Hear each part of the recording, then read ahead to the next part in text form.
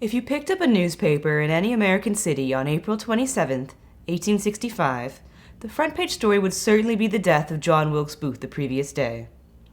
Flip back a few pages and you might find a report of an explosion aboard a ship carrying Union prisoners of war home, killing over 1,800 people.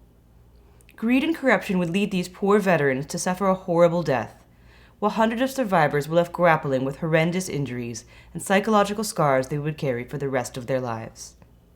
It remains the worst maritime disaster in United States history.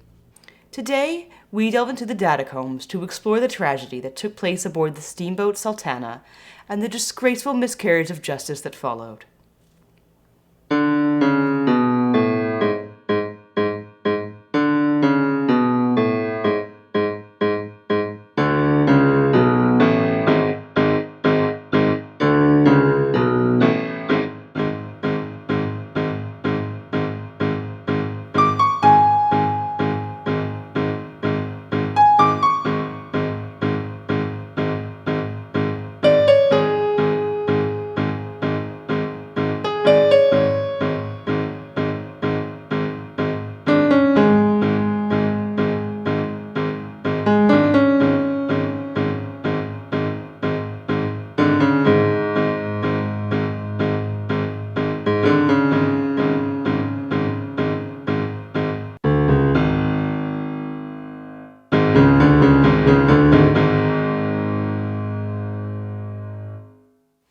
Let us begin by introducing our cast of characters.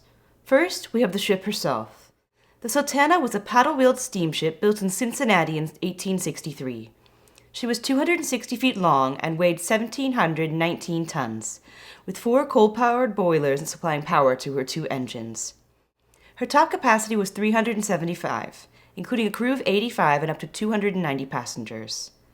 In order to increase her speed, she was constructed of the most lightweight timber available, which was sealed with a highly flammable varnish.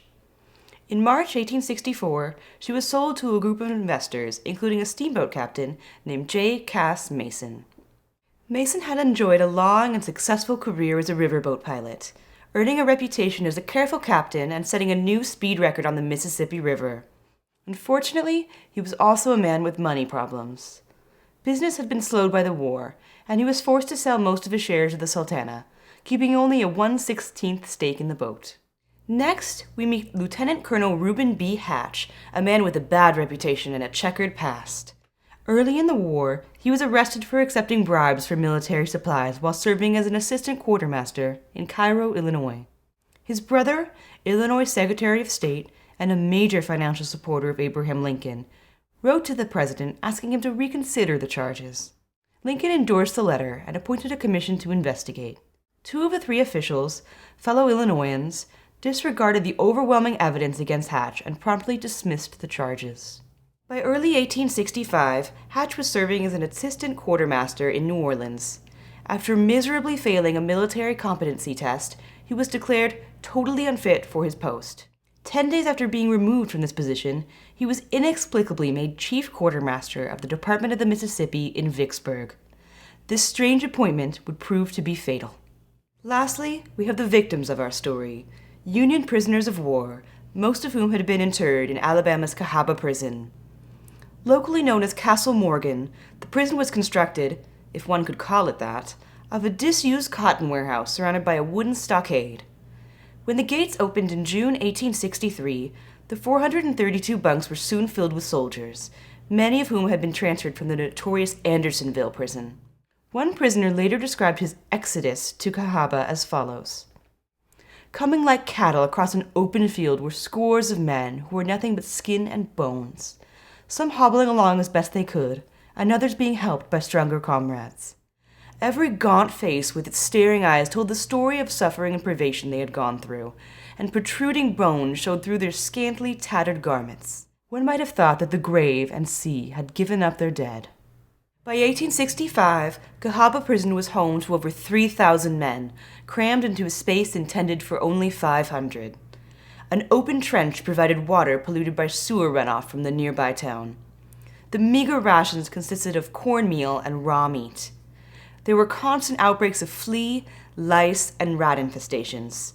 Prisoners suffered from scurvy, dysentery, and chronic diarrhea, though the death rate here was low compared to places like Andersonville. News of Robert E. Lee's surrender at Appomattox brought untold jubilation to the men.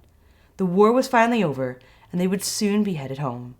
On April 15th, Mason was with the Sultana in Cairo, Illinois, when news of Abraham Lincoln's assassination reached the city. He grabbed as many newspapers as he could get his hands on and proceeded to take the Sultana south, spreading the news in each port as he passed. As telegraph lines connecting the north and south had all been severed during the war, word of the president's murder had not yet reached his final destination of New Orleans. When Captain Mason arrived in Vicksburg on April 17th, Lieutenant Hatch approached him with a handsome proposition. The United States government was anxious to begin returning prisoners of war north, but many railway lines had been destroyed, preventing them from traveling by train. As a result, the government offered $5 per ordinary soldier and $10 per officer to any captain who would transport them. Hatch promised Mason that he would guarantee 1,400 men would be placed on his ship in exchange for a kickback. Mason readily accepted the offer and would return to Vicksburg after completing his trip to New Orleans. During this voyage, one crewman reported that the Sultana's boilers were in poor condition, having ruptured and been patched on 2 previous trips. Now, just 10 miles south of Vicksburg, steam was again escaping from a crack in a boiler. The Sultana's chief engineer refused to go on until it was mended. When they arrived in Vicksburg on the evening of April 23rd, a boilermaker examined the ship and determined that she needed 2 to 3 days of extensive repairs. Not wanting to miss the chance to transport troops scheduled to depart the next morning, Mason convinced him to make another temporary patch rather than properly repairing it.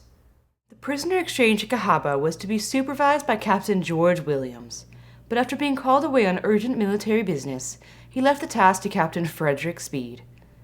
He was to prepare rolls of each prisoner to be paroled before they left port, but by the next morning, only 300 of these rolls had been completed. On the morning of April 24th, the first train of prisoners from Cahaba arrived in Vicksburg. At this point, Williams returned and ordered Speed to begin loading men, despite the fact that the rolls were not completed. Instead, they would perform a simple checklist as the men boarded the boat. Speed then ordered all remaining prisoners at Cahaba to be sent to Vicksburg. He believed this to be around 1,300 or 1,400 prisoners, the number of men it had been determined the Sultana could carry. In reality, there were over 2,000. Neither Williams nor Speed were at the dock when men from a second train arrived and boarded the boat. When a third trainload of men arrived, it was erroneously believed to be the second, and they too packed onto the boat. In addition to some 100 paying passengers and 85 crew already on the Sultana when she arrived in Vicksburg, there were now 1,960 soldiers on board, along with 120 tons of sugar, 90 cases of wine, 100 hogs, and more than 60 horses and mules. There was also the crew's pet and mascot, a 10-foot-long alligator described as a man-eater. Every square inch of space was filled with men. The upper deck was sagging so badly that extra supports had to be fitted. Captain William Kearns, the quartermaster of river transportation, warned that the ship was dangerously overcrowded and top-heavy.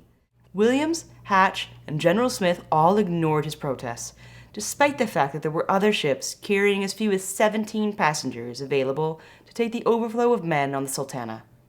The situation also worried Captain Mason, who remarked that he would gladly give up his share of the ship if only the men could be delivered safely. At 9 p.m., the Sultana left port with more than 2,300 people aboard. When Sultana stopped in Helen, Arkansas, a photographer set up his camera to capture the stunning sight of the amazingly overcrowded boat. Soldiers eager to be in the photo quickly massed on the port side, causing the ship to list badly and nearly capsize. This proved to be an omen of the disaster soon to come. On the evening of the 26th, Sultana stopped in Memphis, where her cargo of sugar was unloaded. She then made what was to be her final stop in Hopefield, Arkansas, and took on a load of coal. Around 3 o'clock in the morning of the 27th, Sultana was passing by a group of islands known as Old Hens and Chickens, when one of the boilers violently exploded. The blast sent a geyser of steam, live coals, and bodies 50 feet into the air. The deck directly above the boilers was torn apart, killing hundreds of men instantly. The remaining parts of the upper deck soon collapsed, trapping hundreds of men below as fire began to spread. Uriah J. Mavety, a sergeant in the 9th Indiana Cavalry, wrote the following. I was suddenly awakened by the hot cinders flying in my face, and starting up, found the blankets we had thrown over us to be on fire. Timbers were flying in every direction, together with the remnants of the boiler, and fire raged on the shattered vessel. What should we do? To stay on board meant to be burned to death, for every moment the flames were gaining headway, and surely to leap into the depths of a river which, having burst its levees, could mean no less than death. As I tried to decide which kind of death to choose, the flames were coming closer and closer. Now almost all had abandoned the vessel. Seizing a stick of wood, I jumped off into the water. Men began throwing doors, furniture, and wooden planks overboard for survivors to cling to. Captain Mason was last seen throwing window shutters and boards into the water, desperately trying to save lives. William Luganbeal, a private in the 102nd Ohio Infantry, decided that the pet alligator's wooden cage would provide his best chance of survival. He ran his bayonet through the beast 3 times, rolled the box over the side, jumped in after it, and hung on for dear life. Another passenger, a lady from the Christian Sanitary Commission, witnessed a group of men in the water fighting like demons over floating wreckage. She successfully calmed the belligerents and halted the fight. As flames approached her, the men pleaded for her to jump into the water and save herself. She replied, I might lose my presence of mind and be the means of the death of some of you. And so, rather than run the risk of becoming the cause of death of a single person, she folded her arms quietly over her bosom and burned, a voluntary martyr to the men she had so lately quieted. The water was soon filled with hundreds of men. One survivor wrote, the whole heaven seemed to be lighted up by the conflagration. Hundreds of my comrades were fastened down by the timbers of the decks and had to burn while the water seemed to be one solid mass of human beings struggling with the waves. Many were still weak from their time in prison and were unable to cling to records for long before being swept downriver. The Mississippi was flooded with icy water from snowmelt that had flooded from destroyed dams, causing many to die of hypothermia. Although the fire was clearly visible in Memphis, it took more than an hour for a rescue to be launched. Survivors floating past the dock cried out to boats docked on the waterfront. A sailor aboard the USS Tyler wrote in the ship's log, of all the sounds and noises I have heard, that was the most sorrowful. Some cursing, calling for help, and shrieking. I will never forget those awful sounds. 741 survivors were taken to hospitals in Memphis, where another 200 to 300 men would die of their injuries. Sergeant William Fees of the 64th Ohio Infantry described his being placed in a ward with quite a number who were severely scalded, or otherwise badly injured, and such misery and intense suffering as I witnessed while there is beyond my power to describe. The agonizing cries and groans of the burned and scalded were heartrending and almost unendurable. But in most cases the suffering was of short duration, as most of them were relieved by death in a few hours. Many struggled to reunite with their friends and family, hoping against hope that their loved ones had also survived. Samuel Pickens of the 3rd Tennessee Cavalry tried but failed to find his brother William. He wrote home to tell his mother of the sad news. I must confess that to the best of my knowledge William is among the lost. I have not heard of him since the explosion took place, and I have no hope of ever hearing from him any more. The number of victims varies, with official sources counting between 1,100 and 1,600 dead. Modern estimates of the death toll are closer to 1,800. Waterlogged corpses continued to wash up on the shores of the Mississippi for months. Those that were plucked from the water were brought back to Memphis, where one witness described a stretch of bodies 4 blocks long. The dead were buried in a mass grave at Fort Pickering Cemetery, and later moved to Memphis National Cemetery. Around 900 people survived the disaster. Many suffered from post-traumatic stress disorder. One man wrote, I can never forget that awful night on the river. It is branded upon my memory, and every day my suffering calls it to mind, together with the numerous hardships of military life. Another recalled, that awful morning reminded me of the stories of doomsday of my childhood. An inquiry was immediately launched to determine the cause of the disaster. After weeks of testimony, a military commission declared that the Sultana was carrying a safe number of people. The U.S. Army Commissary of General Prisoners placed blame on Captain Smith for ignoring Kern's warnings, but no legal action was taken. He committed suicide in 1874 after the New York Times published evidence that he had taken a $50,000 bribe.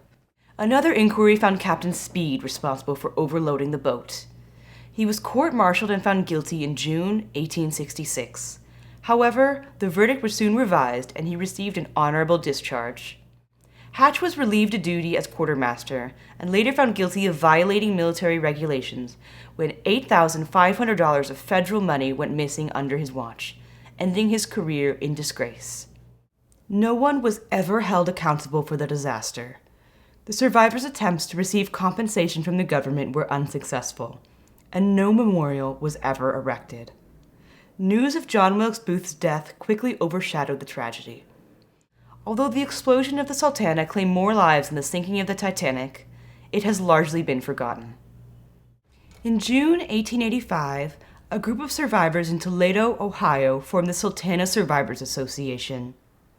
Men from across the country continued to meet on the anniversary of the disaster yearly, sharing stories and honoring their fallen comrades.